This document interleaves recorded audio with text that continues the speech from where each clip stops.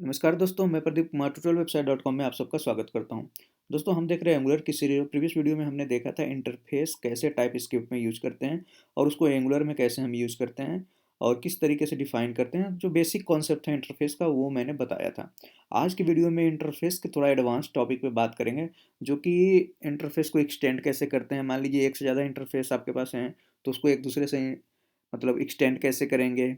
Suppose मान के चलो दो इंटरफेस है, उसको किसी थर्ड में यूज करना है, यानी कि दोनों इंटरफेस की प्रॉपर्टी हमें थर्ड वाले में चाहिए, तो उसको कैसे एक्सटेंड करके आप यूज कर पाएंगे। फिर इसके बाद एरे को कैसे हम इंटरफेस में, हम अगर वैलिडेट करना है एरे को, तो उस तरीके से कैसे कर सकते हैं इंटरफेस के थ्रू। कैलकुलेशन कैसे डिफाइन कर सकते हैं इंटरफेस के थ्रू, मतलब कि प्रॉपर्टी, जैसे मान लीजिए हम एक ई कॉमर्स की प्लेटफॉर्म की बात करते हैं, तो ई कॉमर्स में हमें टोटल प्राइस कैलकुलेट करना है। ठीक है, तो टोटल प्राइस के लिए हमें क्या होता है, प्राइस चाहिए होता है प्रोडक्ट की और क्वांटिटी चाहिए होता है। तो दोनों नंबर ही हों, पता चले किसी ने क्वांटिटी 1 2 3 की जगह XYZ डाल दिया, तो वो वैलिडेट ना करे, मतलब वो एक्सेप्ट ना करे और वैलिडेट करके एरर बताए। तो ये सब चीज़ें कैसे करेंगे, चलिए स्टार्ट करते हैं। स्टार्ट करने से पहले बता दो, चैनल को सब्सक्राइब नहीं किया है तो काइंडली सब्सक्राइब कर ले। सब्सक्राइब करने के बाद बेल आइकन पे क्लिक करना ना भूलें लेटेस्ट अपडेट पाने के लिए। अब आते हैं अपने कोड एडिटर पे।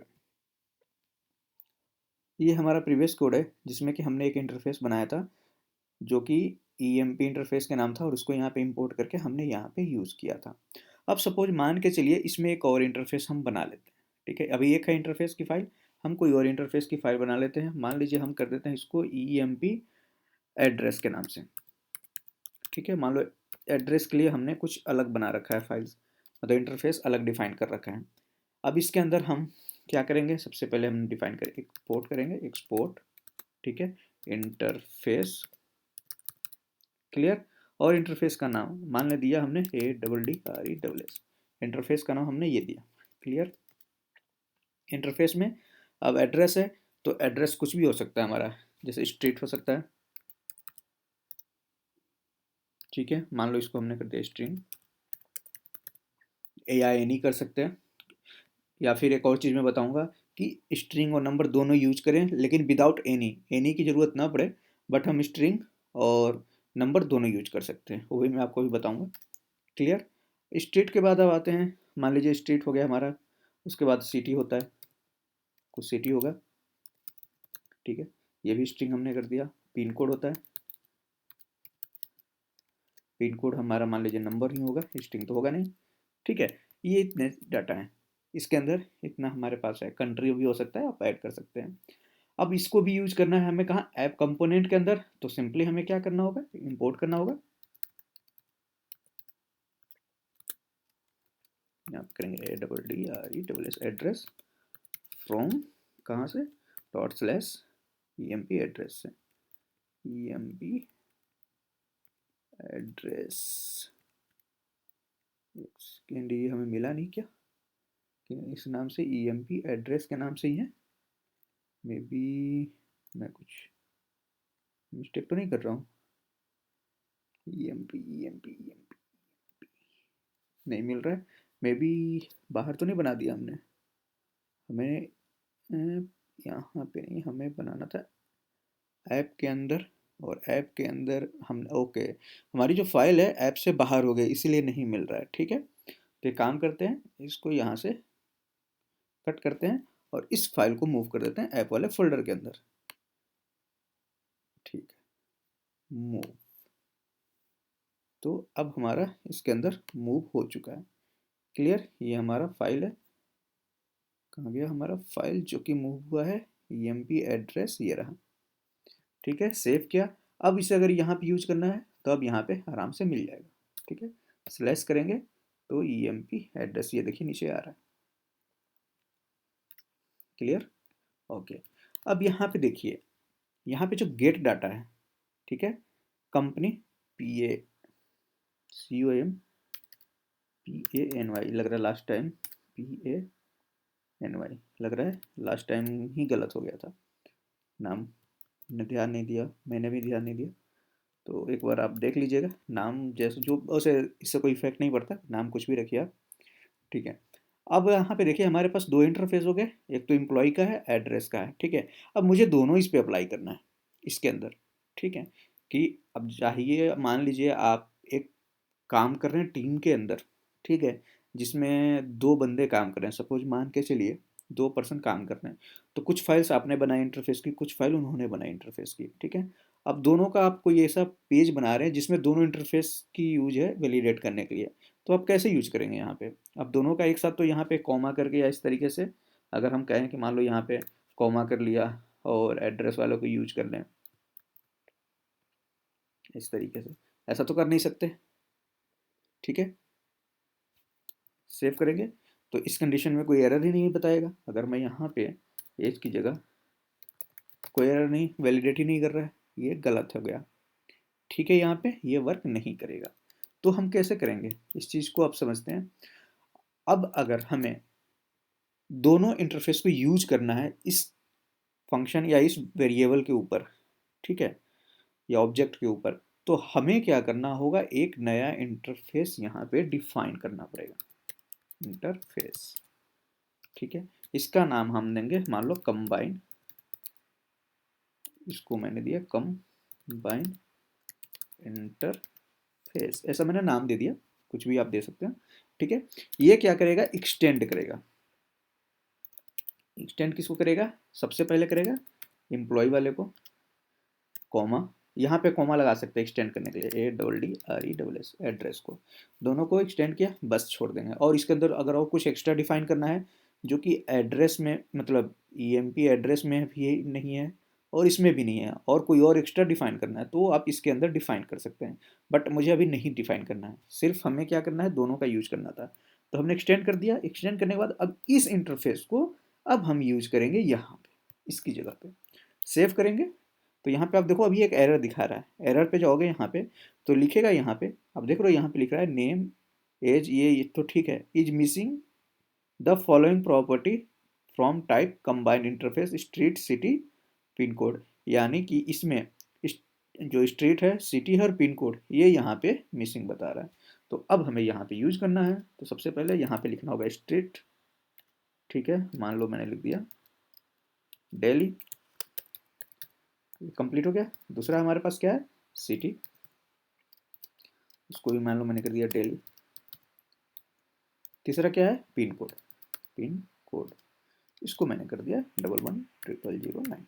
अब ये देखो एरर चला गया, क्लियर, यहाँ पे वर्क कर रहा है। अब मान लो इस फंक्शन को मुझे कहीं कॉल कराना होगा तो मैं इजी कॉल करा सकता हूँ, तो ये हमारा कंप्लीट हो गया। तो इस तरीके से हम मल्टीपल इंटरफेस को एक साथ कंबाइन कर सकते हैं। तो ये हो गया एक्सटेंड प्रॉपर्टी इंटरफेस की, जो कि हम टाइप स्क्रिप्ट में, अगर नॉर्मल PHP में अगर जिन्होंने पढ़ा होगा पहले तो उनको क्लियर होगा अच्छी तरीके से, जिन्होंने नहीं पढ़ा तो वो टेंशन मत लीजिए। ये बेसिक कॉन्सेप्ट होता है हमारे पास, अगर एक से ज़्यादा इंटरफेस है और उनको कंबाइन करना है तो एक्सटेंड की प्रॉपर्टी करके किसी और में यूज कर सकते हैं, ठीक है? कुछ प्रॉपर्टी मान लो कहीं और डिफाइन है, कुछ और है, तो उसके वैलिडेशन प्रॉपर्टी को हम एक साथ कंबाइन करके, एक्सटेंड करके, कंबाइन करके एक नया इंटरफेस बना के यूज कर सकते हैं। ये तो हुआ एक्सटेंड प्रॉपर्टी। दूसरा है फंक्शन की property. Function in the sense, जैसा मैंने बताया कि सपोज मेरे पास एक इंटरफेस है,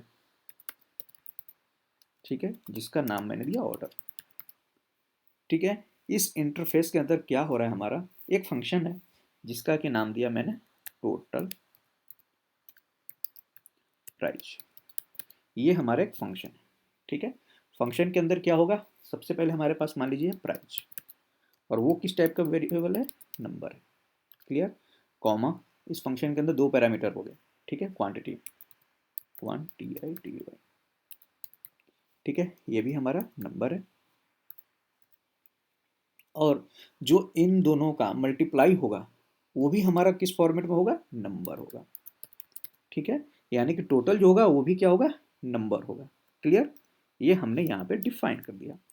अगर मान लीजिए अब मैं यहाँ पे एक वेरिएबल बनाता हूँ नीचे, ठीक है, let total amount, total amount, या कैलकुलेट टोटल अमाउंट, इस तरीके से कर लेते हैं, कैलकुलेट टोटल, इस नाम का, ठीक है? और इसको हम करते हैं यहाँ पे वैलिडेट, तो वैलिडेट किससे करेंगे हम, यहाँ पे इंटरफेस हमारा कौन सा है उसके लिए, ऑर्डर, ठीक है? हम आते हैं ऑर्डर पे, यहाँ पे लिखते हैं और इसको ऐसे पास कर देते हैं। पर यहाँ पे देखोगे क्या, हमें यहाँ पे एक, अच्छा यहाँ पे क्या दे रहा है, construct method property was accepted,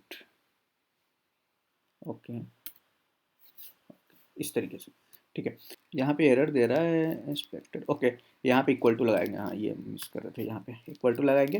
तो अब यहाँ पे एरर दिखा रहा है क्या, कि टोटल प्राइस इज मिसिंग, यानी कि जो हमने फंक्शन बनाया है ये टोटल प्राइस का इसके अंदर, ये अब मिस हो रहा है यहाँ पे। तो सिंपली हम क्या करेंगे, यहाँ से इन दोनों को कॉपी करेंगे, ठीक है, फंक्शन को, और यहाँ पे डिफाइन कर सकते हैं।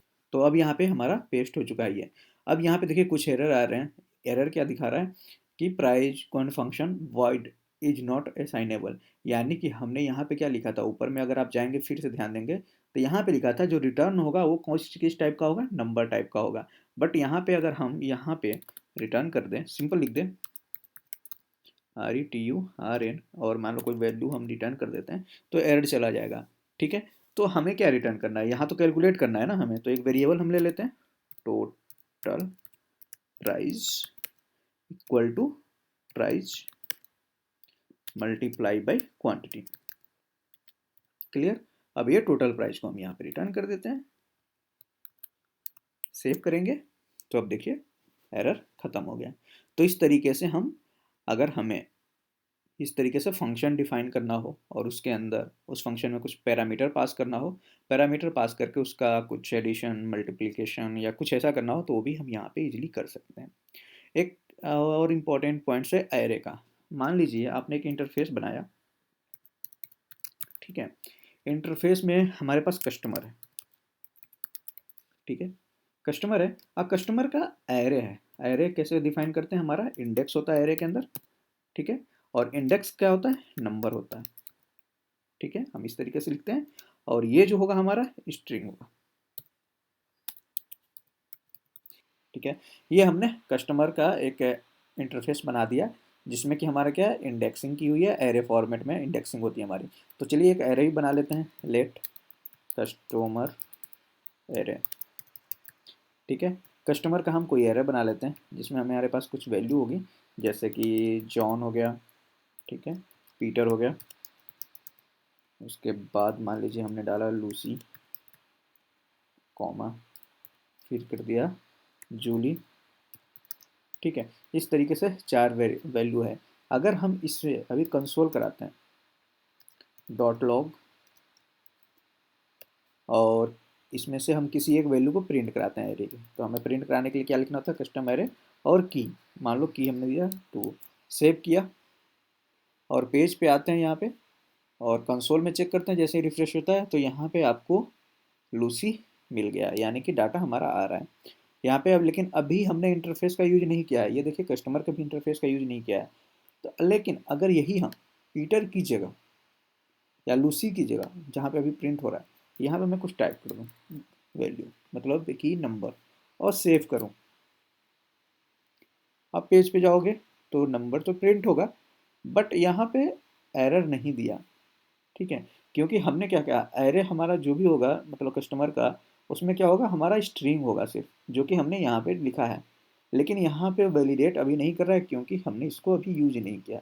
अगर यही हम यहाँ पे यूज कर लें इस तरीके से, तो ये देखिए यहाँ पे एरर मिल गया कि नंबर इज नॉट असाइनेबल। तो अब हमें यहाँ पे मजबूरन हमें यहाँ पे यूज करना होगा लूसी, ठीक है। सेव करते हैं, आप पेज पे जाएंगे तो आपको यहाँ पे मिल जाएगा आपका डाटा जो मिलना चाहिए,